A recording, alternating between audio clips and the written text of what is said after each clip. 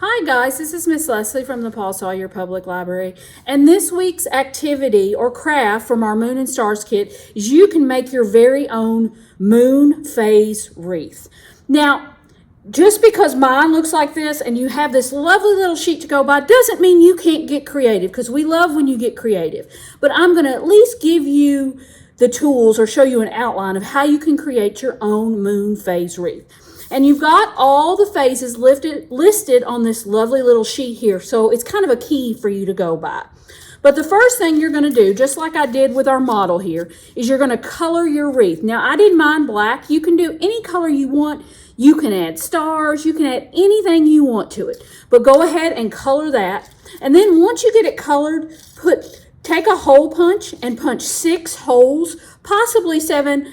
On the first one I made here, I did 7. That just seemed to work better. But do 6 holes around the outside here. And that's how we're going to thread everything through with our yarn. I'm going to grab our yarn over here because that's in your kit as well. And then in the center of your wreath, you're going to find your earth, because we have all our moons kind of around our earth here. So what I did is I just took a couple of markers and I did a little blue and green to kind of give me the illusion of the earth. And then once I colored it, I did punch 6 holes around that, because that's how our yarn is going to be threaded through. And now you've got a sheet in your kit, which I'm going to grab a model here. And in your kit, you've got 8 moons, and you've got 5 of these black circles that are going to help create the different phases of the moon. So once you get everything kind of out, your holes punched, your earth cut out and decorated, then you can cut out all your moons and all the other pieces. But what I'm going to show you here is I'm going to show you how to attach everything. So one of the very first things, kind of at the top here, is we have our new moon. So I'm going to show you how to attach our new moon, and then I'm going to show you how to attach that new moon to the earth. Miss Leslie is using glue dots here.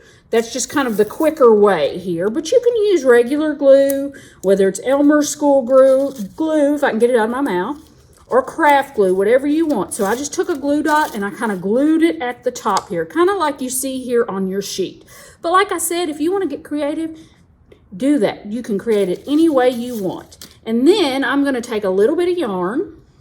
I'm going to grab my scissors. Cut a piece off there, and you should have plenty of yarn in your kit, so no worries. But if you want another color of yarn and you have that at home, please feel free to do that.